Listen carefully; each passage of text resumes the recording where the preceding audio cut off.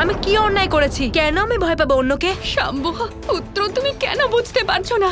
এই ঘটনাকে তোমার দৃষ্টিভঙ্গি দিয়ে কেউ দেখবে না, তাই এটাই উচিত হবে যে তুমি মিথ্যে কথা বলো। তুমি বলে দিও যে তুমি কিচ্ছু করোনি, আর আর অনিরুদ্ধ নিজেই নদীতে পড়ে গেছিল। বলবে তো শাম্বু? তুমি মিথ্যে বলবে তো? ঠিক আছে মা, আপনি যেমন বলবেন আমি তেমনই করব। শাম্বু,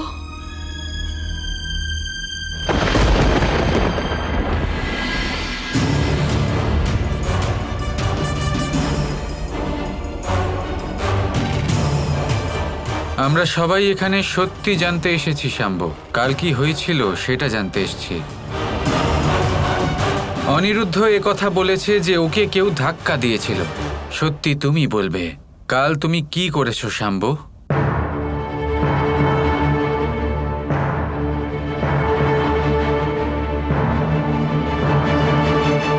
আমরা শুধু খেলছিলাম। অনিরুদ্ধ আমাকে খুঁজতে নদীর তীরে আসে, তারপরে ও পড়ে গেল। আমি ওকে বাঁচাতে গিয়েছিলাম, কিন্তু অনিরুদ্ধ আমার হাতটা ধরলো আর আমিও পড়ে গেলাম। কিন্তু অনিরুদ্ধ তো অন্য কথা বলছে শাম্বু। শান্ত হও রুকমাবতী, সত্যি অবশ্যই সামনে আসবে। শাম্বু, আমাকে বলো সত্যি এটাই হয়েছিল? দেখো, এমন কোনো কিছু হয়নি তো যার ফলে তুমি রেগে গিয়েছিলে? ওখানে এমন কোনো কিছু হয়নি তো যার জন্য তুমি অনিরুদ্ধকে ধাক্কা দিয়েছিলে?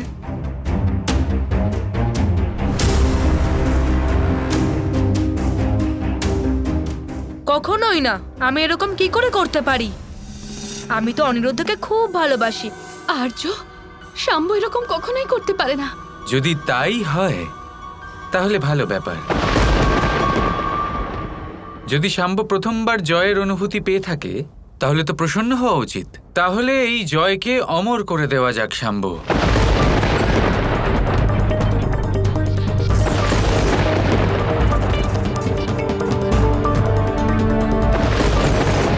আমি হলাম মহাদেবের প্রকৃত ভক্ত শাম্বু। উনি আমার আরাধ্য। উনি আমার ইচ্ছে অবশ্যই পূরণ করবেন। যদি আমি চাই তাহলে তুমি সেই সময় বারবার বাঁচতে পারবে, বারবার সেই জয় অনুভব করতে পারবে শাম্বু। এই জয়কে অমর করেই দিই তাহলে।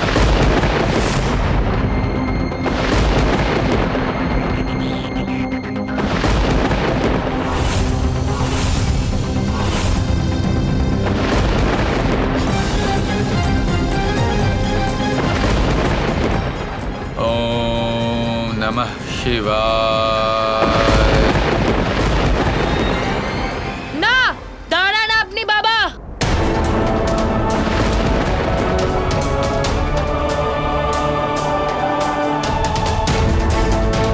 কেন শাম্বু, তুমি নিজের জয় অমর করতে চাও না? ওটা আমার জয় ছিল না, ওটা আমার মায়ের সব থেকে বড় পরাজয় ছিল। কালকে আপনি আমার মায়ের অধিকার রাধাকে দিয়ে দিয়েছিলেন।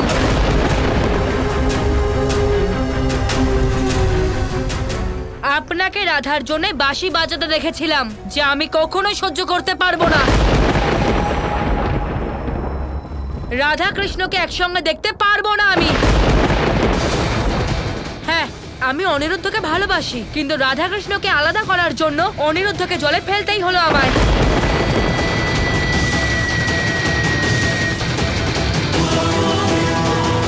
যাতে আপনি ওকে বাঁচাতে আসেন আর আপনাদের দুজনের সেই মুহূর্ত নষ্ট হয়ে যায়।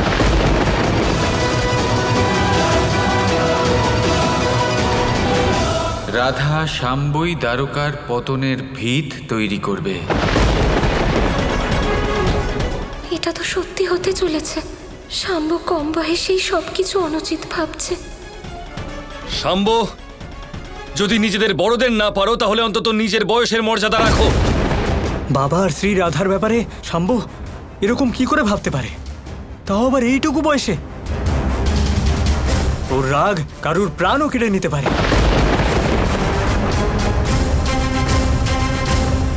আপনারা সবাই এত গম্ভীর হবেন না। শাম্বু তো বলল অনিরুদ্ধকে ভালোবাসে। ওর রাগ তো আমাকে আর কৃষ্ণকে নিয়ে। ওর সাথে খারাপ কিছু হওয়া উচিত নয়।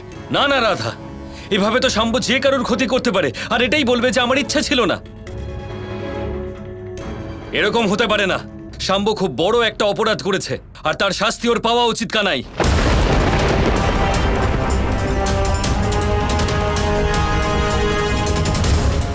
আমার পুত্রকে যা শাস্তি দেওয়ার সেটা আমি দেব, অন্য কেউ দিতে পারে না। শাম্ব আমাদের কুলের পুত্র হয় জাম্ববতী।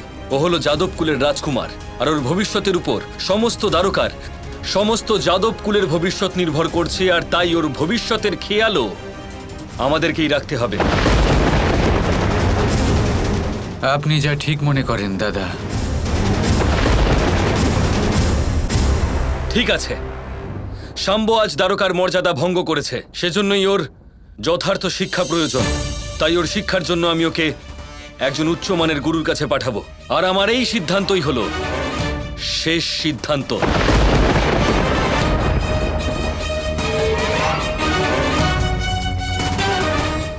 দাদা, এরকম করবেন না। আমার পুত্রকে আমার থেকে কেড়ে নেবেন না। আমার পুত্রকে আমার থেকে দূরে করবেন না।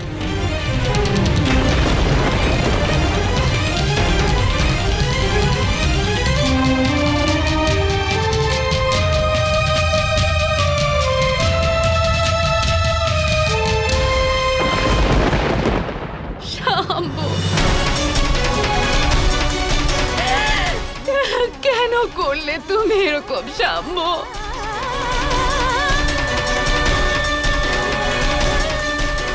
মা, চিন্তা করবেন না মা, আমি আপনাকে ছেড়ে কোথাও যাব না, কোথাও যাব না মা।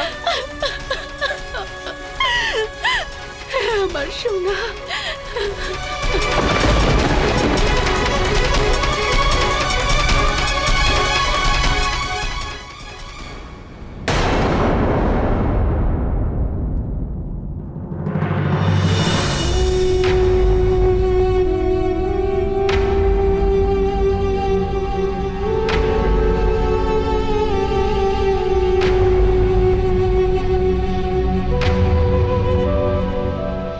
আমি আমার মাকে ছেড়ে কোথাও যাব না। শাম্ব, কর্ম করলে তার ফল অবশ্যই ভোগ করতে হয়। কেউ তার হাত থেকে বাঁচতে পারবে না, আমিও বাঁচতে পারিনি। এবার যে ফল পেয়েছো, যে সিদ্ধান্ত নেওয়া হয়ে গেছে তার পালন করো। কিন্তু সিদ্ধান্ত কে নিয়েছেন? আপনার দাদা নিয়েছেন না? দ্বারকাধীশ তো নেননি। আপনি সিদ্ধান্ত বদলে দিন, আপনি হলেন আমার বাবা। শাম্ব, আমার কথা শোনো। দেখো, বড়রা যা করেন ভালোর জন্যই করেন। এটাকে শাস্তির মতো না দেখে সুযোগের মতো দেখো। দেখো, শিক্ষার জন্য এমনিতেও সবাইকেই যেতে হয়। আমিও গেছিলাম, দাদাও গেছিলেন, তুমিও যাবে। কেন যাবে? শাস্তি পেয়েছো বলে নয়, পরিবর্তনের জন্য। কারণ শিক্ষা সবসময় মানুষকে দক্ষ করে তোলে, দণ্ডিত করে না। আমার শাম্ব কি দক্ষ হতে চায় না? দক্ষ তো আমি এখানে হতে পারি, তাই না? কিন্তু আপনি জেনে বুঝে নিজের সিদ্ধান্ত বদলাচ্ছেন না, প্রতিশোধ নিচ্ছেন না আমার ওপরে। কারণ আমি রাধা কৃষ্ণর বিরুদ্ধে কথা বলেছি, নিজের মায়ের অধিকারের কথা বলেছি, তাই আপনি আমাকে এই শাস্তি দিচ্ছেন না। আপনি আমাকে আমার মায়ের থেকে আলাদা করছেন, যাতে আপনি কখনো রাধার থেকে না আলাদা হতে পারেন।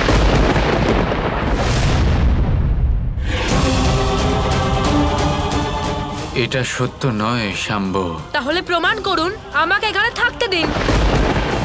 এটা আমার হাতে নেই। তাহলে সত্য হলো এটাই যেটা আমি বলেছি।